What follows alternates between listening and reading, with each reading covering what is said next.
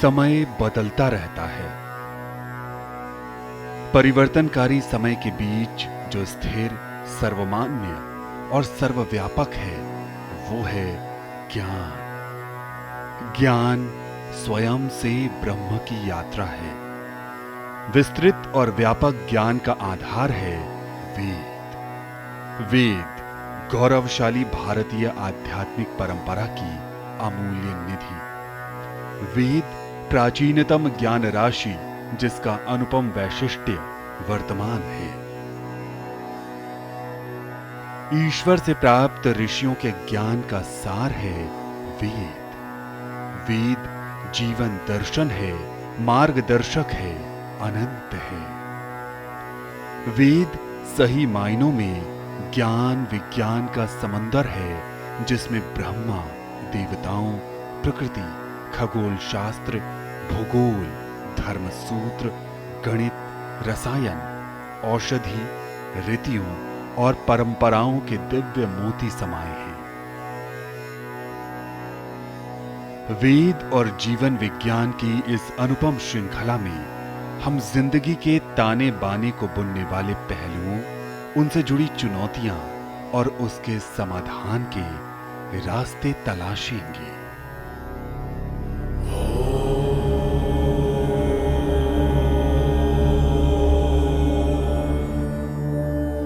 वेद सृष्टि का आधार है तो वहीं प्रकृति और पर्यावरण जीवन के मूल तत्व। पर्यावरण यानी जो प्राकृतिक रूप से हमारे चारों तरफ है और पृथ्वी पर हमारे रोजमर्रा के जीवन को प्रभावित करता है। पर्यावरण हमारे शारीरिक, मानसिक, सामाजिक, सांस्कृतिक और आध्यात्मिक विकास में भी महत्वपूर्ण है।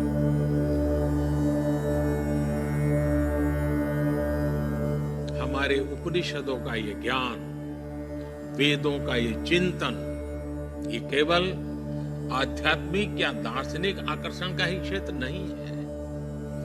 वेद और वेदांत में सृष्टि और विज्ञान का भी दर्शन है। अगर आज हम क्लाइमेट चेंज की चर्चा करें तो हमारा एक पूरा वेद पर्यावरण को समर्पित है। आज विश्व जिन समस्याओं से जूझ रहा है उसकी चर्चा हजारों साल पहले हुई है। कितने ही वैज्ञानिकों को इसने आकर्षित भी किया है, कितने ही वैज्ञानिकों ने इसमें गंभीर रुचि भी दिखाई है। जीवन ही प्रकृति का पहला परिचय है। जीवन प्रकृति का आईना है और ये आईना इस धरती पर पहले जीव के विकास से ही बनता आ रहा है। इस विकास में इंसान को सदियों का सफर तय करना पड़ा है और अब भी सदियां गुजरना बाकी है। पर्यावरण जीवन के लिए बेहद अहम है। इसकी अहमियत का विस्तृत और व्यापक विवरण वेदों में मिलता है। हमारा सौभाग्य है कि हमें भारत की दिव्य धरती पर जन्म लेने का अवसर प्राप्त हुआ है और इसी धरती पर हमें सनातन संस्कृति के मूल, वैदिक संस्कृति का आधार वेद प्राप्त हुए हैं। इन चारों वेदों में जो अद्भुत ज्ञान दिया गया है वो दिव्य है और जीवन को भव्य बनाता है। उसमें प्रकृति और पर्यावरण दोनों के संरक्षण की बात की गई है। उसमें जीवन की समानता, समता, समरसता और स्वतंत्रता की बात की गई है। उसमें जीवन को किस तरह से हम दिव्य और भव्य बनाएं उसकी चर्चा की गई है। प्रकृति के 5 भौतिक तत्व हैं: पृथ्वी, जल, अग्नि, आकाश और वायु। ये सब मिलकर ही भौतिक और जैविक पर्यावरण का निर्माण करते हैं। वेदों में इन 5 महाभूतों को ही दैवीय शक्ति के रूप में स्वीकार किया गया है। मानवकृत संस्कृति का निर्माण मानव मन, बुद्धि और अहम से होता है। वेदों में पर्यावरण से संबंधित अधिकतर ऋचाएं यजुर्वेद और अथर्ववेद में मिलती हैं। ऋग्वेद में भी पर्यावरण से संबंधित सूक्तों की व्याख्या उपलब्ध है।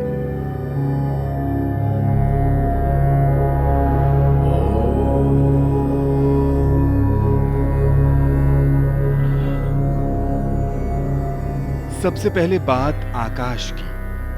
अथर्ववेद के अनुसार पृथ्वी का हृदय केंद्र बिंदु आकाश में माना गया है, जहां से उसको शक्ति मिलती है। वे एक दूसरे के पूरक हैं। द्यौश्चाम इदं पृथिवी चान्तरिक्षं च मे व्यचाः अग्निः सूर्य आपो मेघां विश्वे देवाश्च समदधुः। यह विस्तृत पृथ्वीलोक, अंतरिक्षलोक एवं द्युलोक उस परम पिता परमेश्वर की कृपा से हमें प्राप्त हुए हैं। अतः हम इनका व्यर्थ ही दोहन कर संकुचित न करें तथा परम पिता परमेश्वर की ही कृपा से समस्त जल आदि पदार्थ हमें प्राप्त हुए हैं, हम उनका संरक्षण एवं संवर्धन करें।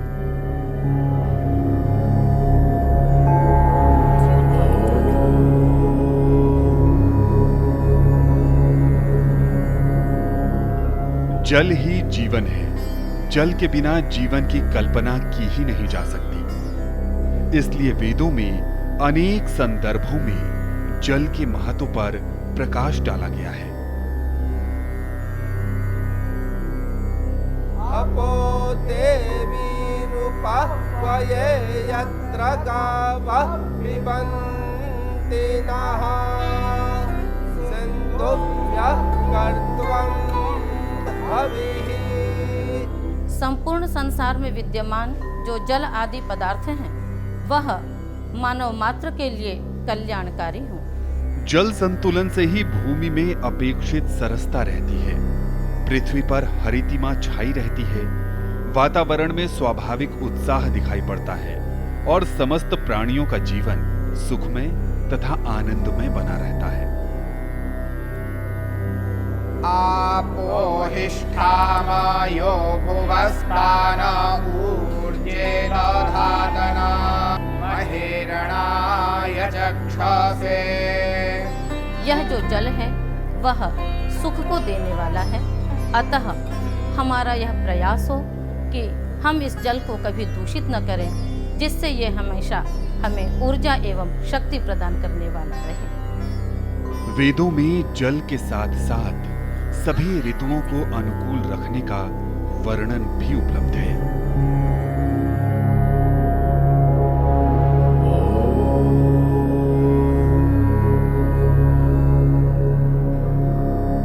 जल अमूल्य है तो वहीं वायु में जीवनदायिनी शक्ति है। इसकी स्वच्छता पर्यावरण की अनुकूलता के लिए बेहद जरूरी है। वेदों में वायु की स्तुति की गई है, जिससे जीवों का निरंतर सम्यक विकास होता रहे।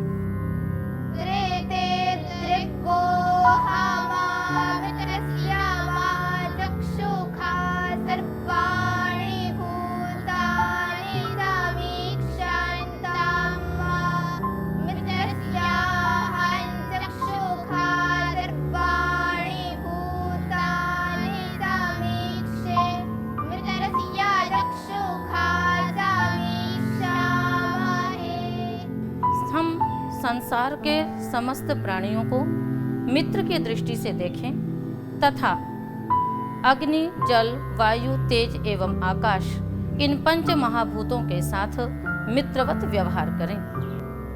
वेदों में पर्यावरण संतुलन का महत्व अनेक प्रसंगों में जानने समझने को मिलता है। इंद्र भी वायु का ही एक रूप है। इनका स्थान अंतरिक्ष में अर्थात पृथ्वी और आकाश के बीच है।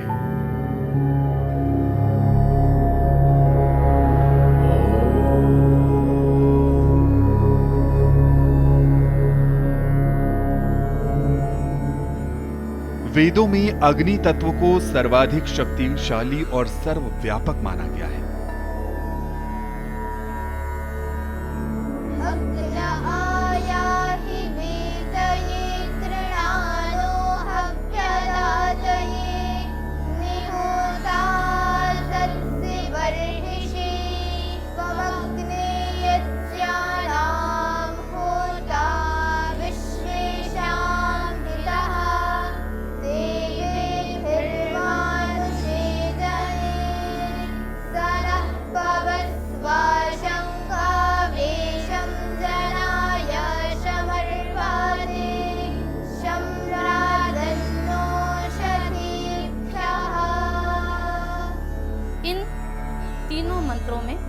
अग्नि देवता का महात्म्य बताया गया है। इस अग्नि के द्वारा ही, जिसे हम ऊर्जा के रूप में जानते हैं, हम गति कर पाते हैं तथा यह अग्नि यज्ञानाम होता सभी श्रेष्ठ कार्यों में अग्रणी है और यह सभी गतिशील एवं स्थावर पदार्थों के लिए उपयोगी है, अतः वह हमारे लिए शांतिकारी है। यजुर्वेद के अनुसार यही अग्नि जीवनी शक्ति का संचार करती है। अग्निर्मूर्धा दिवः काकुत्पतिः पृथिव्या आयम् अपागोरेताकुतिजिन्वति। इस पृथ्वी का मूर्धा के समान अर्थात इस पृथ्वी में सबसे प्रमुख पदार्थ अग्नि है, जो कि प्रत्येक मनुष्य के अंदर भी विद्यमान है। वह हमारे लिए कल्याणकारिणी है।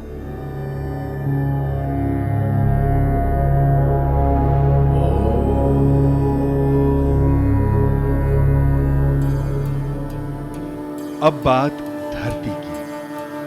यजुर्वेद में पृथ्वी को ऊर्जा यानी उर्वरता देने वाली तपतायनी और धन संपदा देने वाली वित्तायनी कहकर प्रार्थना की गई है कि वो हमें साधनहीनता या दीनता की व्यथा और पीड़ा से बचाए।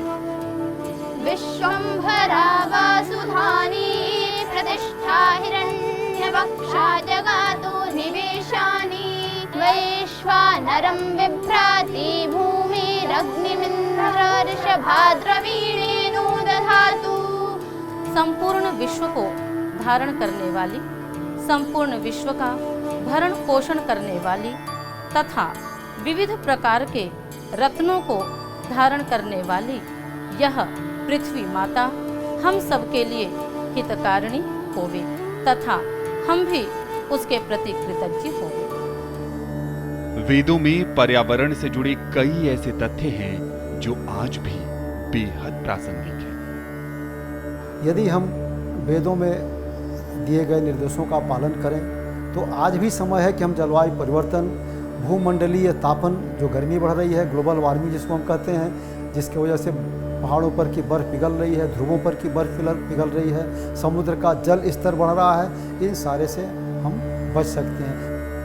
वेदों में सभी ऋषियों ने संपूर्ण ब्रह्मांड में सूर्य की केंद्रीय सत्ता को वैज्ञानिकता प्रदान की है, जिसे आधुनिक विज्ञान अब समझने में कामयाब हो पा रहा है। देवानामुदगादनी कञ्चक्षुर्मित्रस्य वरुणस्याग्नेः आप्रात्या वा पृथिवी अन्तरिक्षं सूर्य आत्मा जगतस्तस्तुषश्च। परमपिता परमेश्वर के अनंत सामर्थ्य और अनंत प्रकाश को प्रदर्शित करने वाला यह सूर्य, जो कि प्रातःकाल अपनी प्रखर रश्मियों को लेकर उदित होता है, वह संपूर्ण स्थावर एवं जंगम जगत का आत्मा है। पृथ्वी की गुरुत्वाकर्षण शक्ति और समस्त ग्रह नक्षत्र मंडल सहित पृथ्वी द्वारा सूर्य की परिक्रमा के जिस तथ्य को आधुनिक विज्ञान आज केवल लगभग 200 वर्ष पूर्व ही समझ पाया है, उस भौगोलिक और सौर मंडल के रहस्यपूर्ण तथ्य को हमारे वैदिक ऋषि हजारों वर्ष पूर्व अनुभूत कर चुके थे।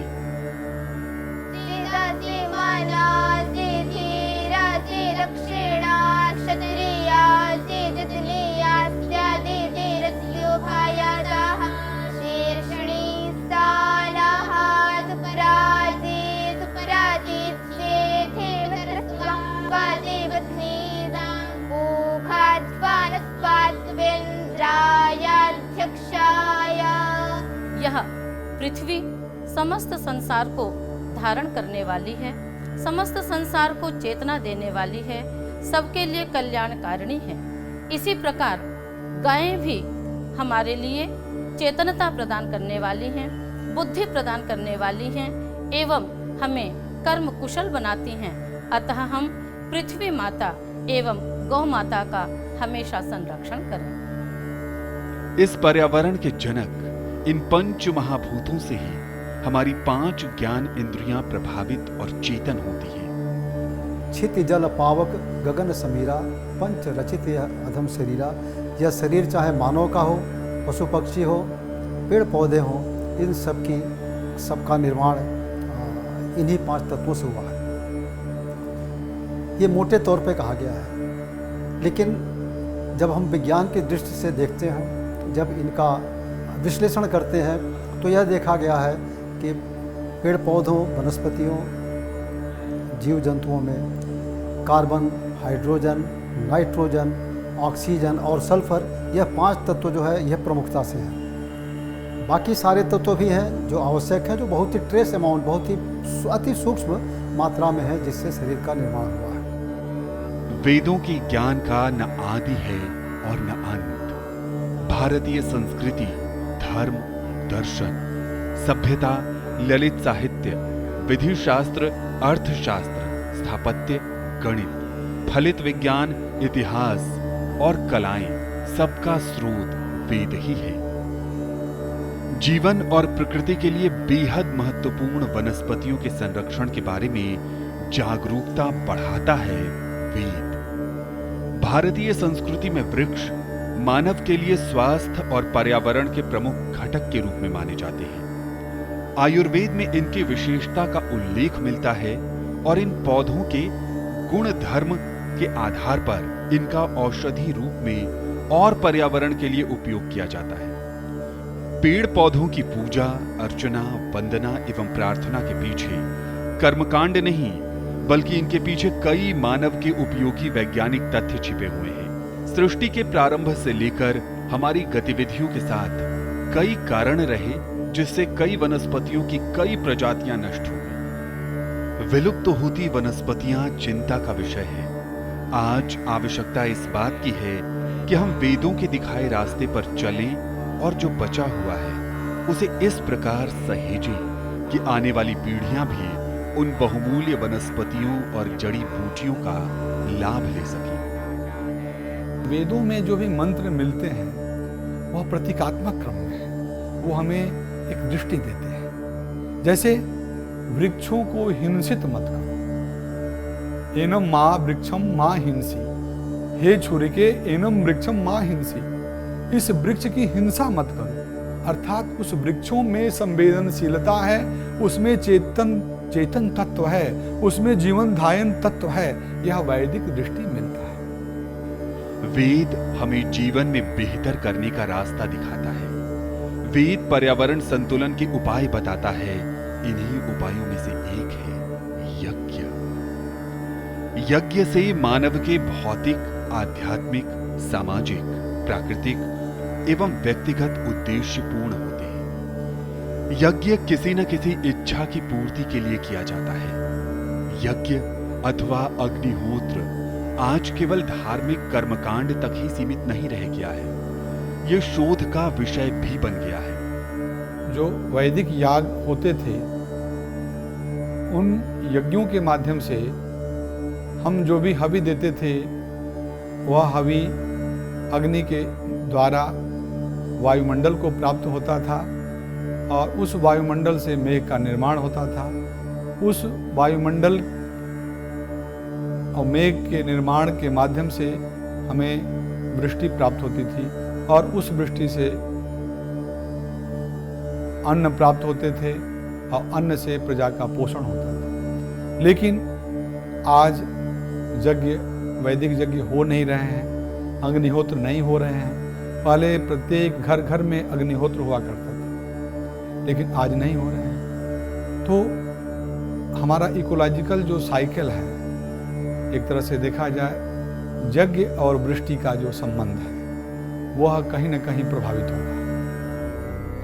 आधुनिक दौर की महत्वपूर्ण चुनौतियों में से एक है जलवायु परिवर्तन।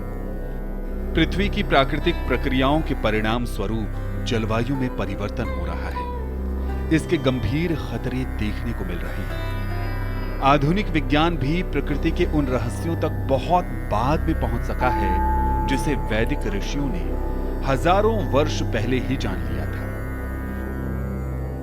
वेदों में मानव को सीख भी दी गई है कि पर्यावरण संतुलन को नष्ट करने के दुष्परिणाम समस्त सृष्टि के लिए हानिकारक होंगे। हमारे वेद में इतनी वैज्ञानिक जानकारियाँ भरी हुई हैं कि लोगों को पता नहीं है।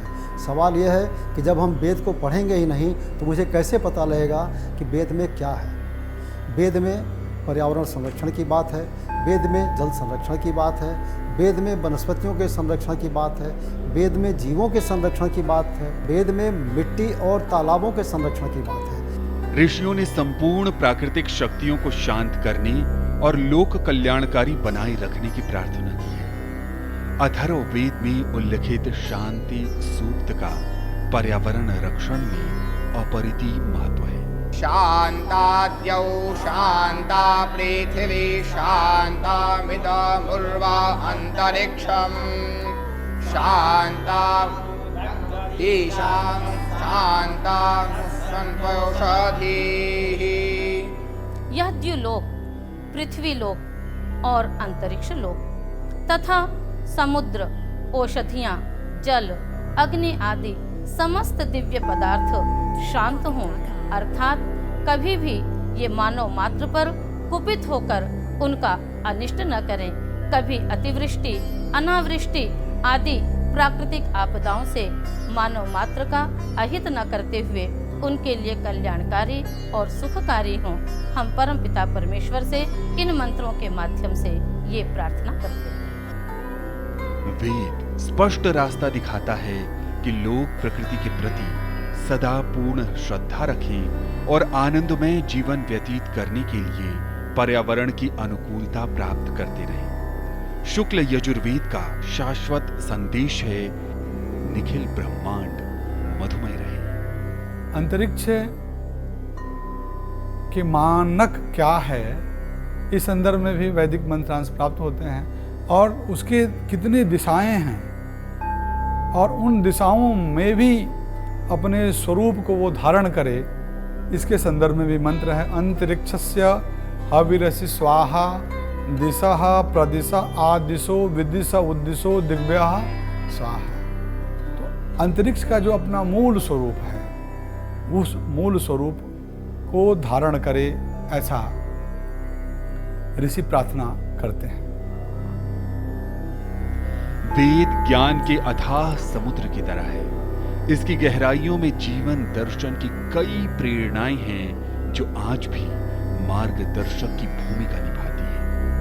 वेद एक यात्रा है जिसके कई पड़ाव हैं।